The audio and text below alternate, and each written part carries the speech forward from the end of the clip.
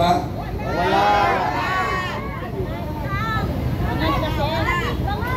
Ano na ho kaya ang kinabukasan ng bayan natin ito pagka nanatili ho kayong nagtutulog-tulugan?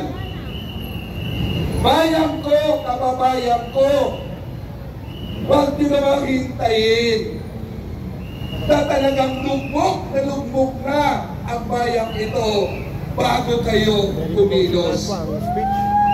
Kami po mga tao na nasa harapan po ninyo, isang kahig, isang tuka.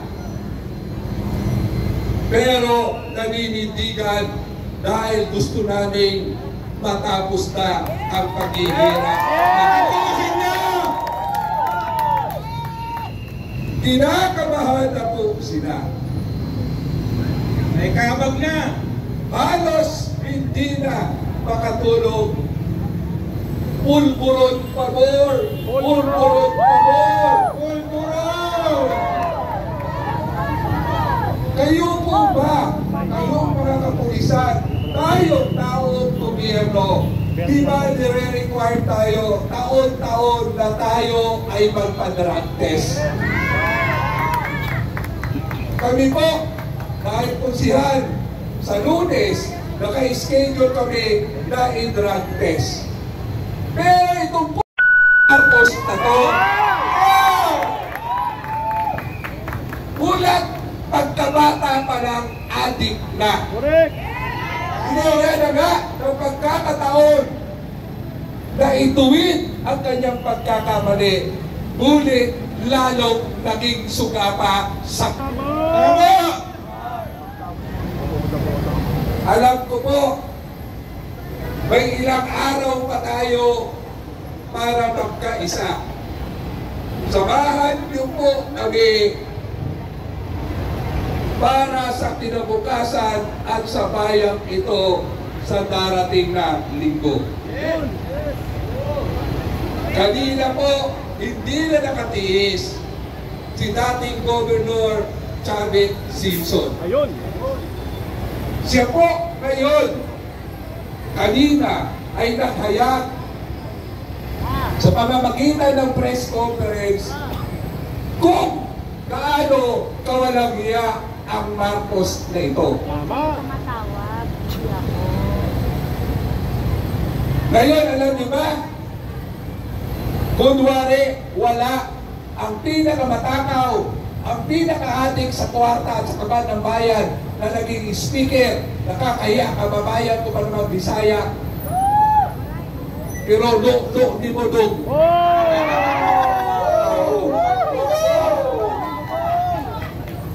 Wala, Gil! Ngayon, Wala, Gil! lalong-lalo na sa lugar namin dito sa Quezon City, namimigay ngayon sila ng ayuda. Binibigyan ang mga tao 5,000 dapat, 3,000 lang. Ultimo sa ayuda po, tinukurang pa. Grabe! Ang kakapal ng mga congressman kayo. Nagsalita na si Mayor Joy Belmonte Si Mayor Joy. kung paano tayo dinakawan, niloko ng mga congressman na to. Kahapon, nagkaroon ng physical audit ng flood control project sa Marami Quezon kami City. sa iyo. Ikaw yung walang kwenta dito sa bayan. Natuklasan niya Adik ka kung kasi. gaano kawalamia ang mga congressman natin. 17 billion mula 2022 hanggang itong taon na to ang dilustay ng mga walang hiyang congressman na yan. Alam niyo ba, puntahan natin ang mga bahay ng mga congressman natin. Doon pa lang makikita nyo kung gaano sila kahayok, katakaw sa pera ng bayan. Lahat ng mga karangyaan nasa kanila. Samantala, ang kanilang nasasakupan Nung araw, isang kahig, isang tuka. Pero ngayon, 1,000 kahig bago ka makatuka dahil sa hirap ng bayan natin. Maswapang mga gahaman. Ewan ko na lang po kung ano pang ebidensya ang kailangan nyo. Ewan ko na lang po kung ano pang pahirap at pagnanakaw ang gagawin nila para po mabulan tayo. MK Virtual Quiz, shout out. Sana ho, Masa itodo na natin sa darating na linggo, magsama-sama tayo, palayasin na natin ang nagpapahirap, ang salot sa bayang ito, ang Maria Marquez, Araneta, Romualdez, Santico. Tama! Kaya ang panawagan, kasama natin si Tatay Rani, ang sambayan ng Pilipino, Marcos Romualdez, resign! Marcos Romualdez, resign! Marcos Romualdez, resign! Romualdez, Santico. Yan na!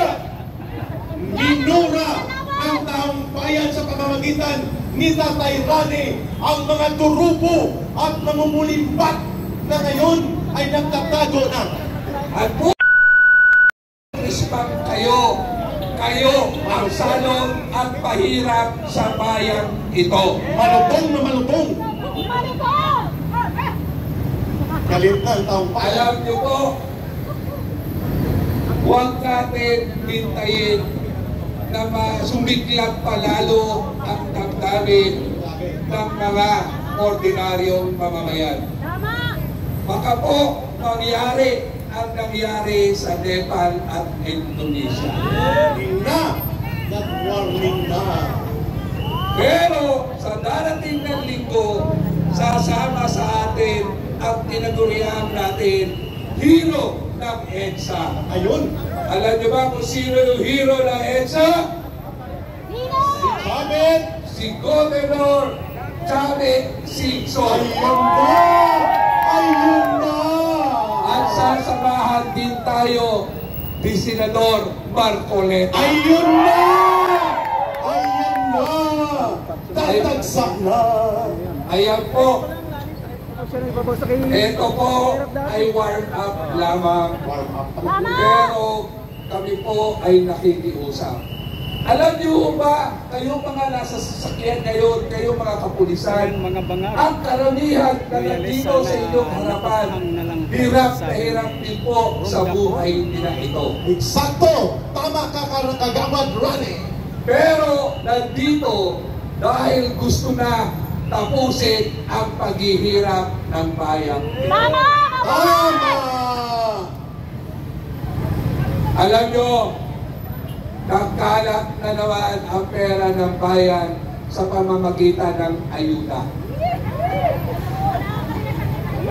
Salamat sa inyo nandito ngayon, hindi nyo pinapalit sa halagang 3,000. Biro mo, ayuda na? Kinukurak pa? Kinukurakot pa? 5,000 ang pinipirmahan, pero ang ibinibigay 3,000 pesos. Mga magnanakaw! Anong klaseng ebidensya talagang ang kailangan natin? Sana po, sa pamamagitan ng vloggers dito ngayon, Yes! wala na rin kasi tayong makuhang tamang balita. Kasi yung mga mainstream media, lahat yan ay pag-aari na o kasosyo na ng magnanakaw na si Martin Romualdez. Tama! Tambahutas! Kaya ho, wala kayong makitang tamang balita. Salamat sa mga iilang nating vloggers na nagpapakalat ng totoong sitwasyon sa bansa ito. Saludo kami at ang mamamayan sa inyong pagsasakripisyo. Sana huwag kayong mapagod, huwag kayong matakot. Ayun! At ang panawagan, Tatay Rani. Ang panawagan po natin, maaga pa lang kami sa 21 ay nandito na sa lugar na ito. Baka naman pwede natin imbitahin ang kapwa nating nag-iirap. Ayun! Maaga pa! Maghanda! Pandileche, pandisal, pandilimon, tubig at pangpunas pawis. Kita-kita kits sa mga Tatay Rani at ng mamamayang Pilipino. 7 a.m. sa harap ng EDSA Shrine. Occupy EDSA! Araw ng pagtindig at pagbangon ng taluyong ng sambayanang Pilipino. September 21. Ito po yung bayang ipinagkaloob ng Diyos sa atin. Tama! Ron pa. Pinagyaman po Maraming tayo salamat. sa lahat ng pangangailangan ng isang komunidad. Pero ang nakakalungkot, may mga modern na Eva at Adan tayo. Yung isang Eva, nagtatago sa pangalang nasa Malacanang siya. Ang pangalan daw niya ay Lisa. Ayan, nagtatago sa pangalang Lisa, ang modern na Eva. Oh,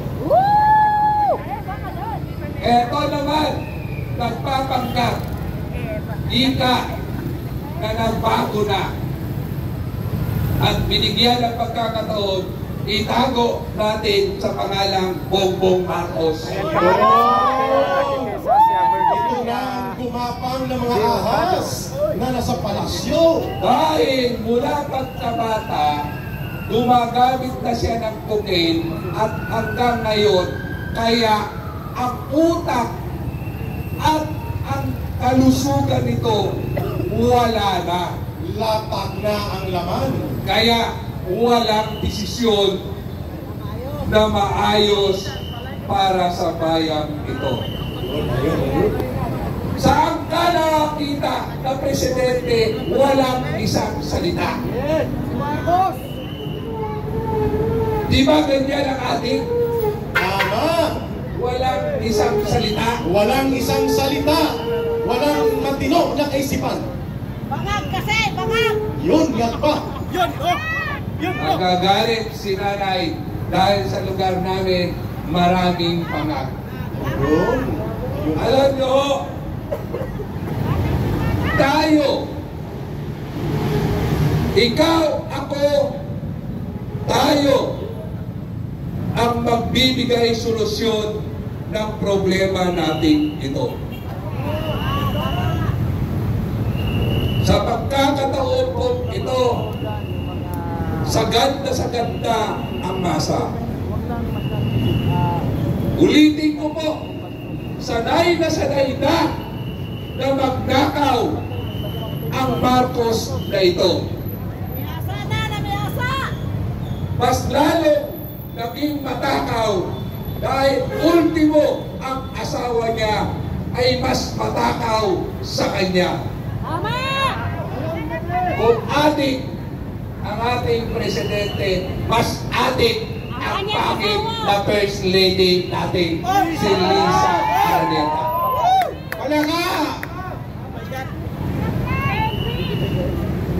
Lahat ginagawa para lang tumagal ang pananatili nilang pagnanakaw sa bayang ito at nakawan ang taong bayan.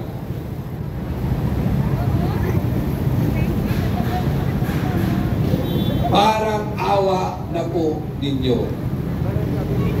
Pilipino tayo. Sana po sa pag-uwi natin, baka pwedeng kantahin nyo ang bayang magiliw natin. At sana basahin nyo rin yung panunumpa sa watawat ng Pilipinas. Tama! At imulat niyo po ang inyong mga mata at isip. Huwag na nating patagalin pa ang paghihirap na ito. Wakasan na natin ang korupsyon. Wakasan na natin ang panggagahasa sa bansang ito sa mga iilang tao lang po. Malinaw. Bayan ko, mahal ko. Bayan ko para sa kapwa ko. Ipaglaban natin tong bayan ito. Kailangan po tayong makabayan sa panahon po ngayon. Yun. Alang-alang sa mga anak natin. Alang-alang sa mga kapitbahay natin. At higit sa lahat, alang-alang sa pagkatao natin. Yun. Samahan niyo po kami sa darating na 21 at sabay-sabay natin ipakita sa Kanya, tama na! Sobra na! Palayasin na! Tama na! Sobra na! Palayasin na! Tama na! Sobra na! Palayasin na! Sila! Ayun!